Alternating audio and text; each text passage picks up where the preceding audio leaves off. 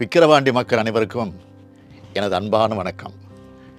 வரும் ஜூலை 10ஆம் நாள் நடைபெற உள்ள விக்கிரவாண்டி தொகுதி இடைத்தேர்தலில் திராவிட முன்னேற்றக் கழகத்தோட ஆற்றல் மிக்க வேட்பாளர் அன்னியூர் சிவா என்கிற சிவசண்முகத்துக்கு உங்கள் உள்ளம் கவர்ந்த உதயசூரியன் சின்னத்தில் வாக்களித்து வெற்றி பெற செய்யணும்னு உங்களை அன்போடு கேட்டுக்கிறேன்.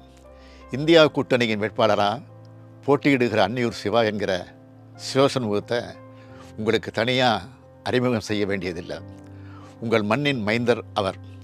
மக்களோட மக்கள் பணியாற்றும் மக்கள் தொண்டர் தான் அன்னியூர் சிவா. 1986ஆம் ஆண்டு முதல் அன்னியூர் சிவாவை நான் பார்த்துக்கிட்டு இருக்கேன். தடம் மாறாத நிறம் மாறாத கலைஞரோட உடன்பிறப்புகளில் அவரும் ஒருத்தர். தலைவர் கலைஞரோட பாணியில் சொல்லணும்னா, தன்னால் கழகத்துக்கு என்ன லாபம் என்பதை மட்டுமே சிந்திக்கிற இரத்த நாளங்களில் ஒருத்தர்.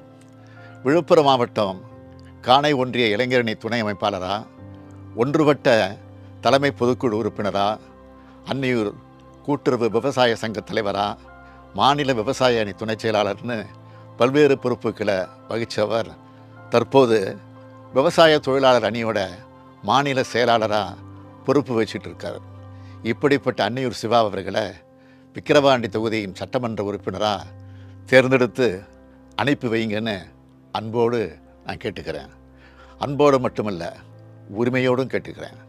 நம்மோட திராவிட மாடல் ஆட்சியில் கடந்த 3 ஆண்டு காலத்தில் செஞ்சு தரப்பட்டிருக்கிற நலத்திட்டங்களை விவரித்து சொல்லணும்னா நேரம் போதாது.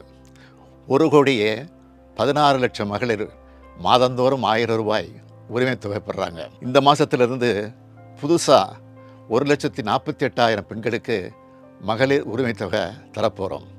மகளிருக்கு கட்டணமில்லா பேருந்து வசதி செஞ்சு தரப்பட்டிருக்கு.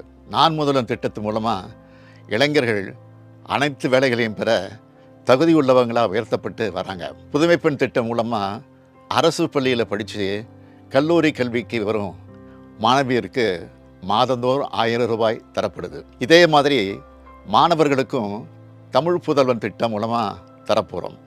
இப்படி ஒவ்வொரு குடும்பத்துக்கும் ஏதாவது ஒரு நேரடி பலன் கிடைக்கிற வகையில் நம்மளோட அரசு செயல்பட்டு வருது. திராவிட முன்னேற்றக் கழக அரசுனாலே சமூக நீதி அரசு. இது உங்கள் எல்லாருக்கும் நல்லா தெரியும். பிற்படுத்தப்பட்டோருக்கு தனித்துறையை உருவாக்கினதே தலைவர் கலைஞர் தான். வன்னியர் உள்ளிட்ட மிகவும் பிற்படுத்தப்பட்ட சமூகத்துக்கு 20 விழுக்காடு உள் ஒதுக்கீடு வழங்கின ஆட்சி திமுக ஆட்சி. பட்டியலின சமூகத்தின் இடஒதுக்கீட்டு அதிகரித்த ஆட்சி திமுக ஆட்சி. அண்ணல் அம்பேத்கர் பிறந்த நாள் சமத்துவ நாளாக அறிவிச்சிருக்கிறோம். கழகம் வளர்த்த கொள்கை குன்றான கோவிந்தசாமி அவர்களுக்கு மணிமண்டபம் அமைக்கப்பட்டு வருது.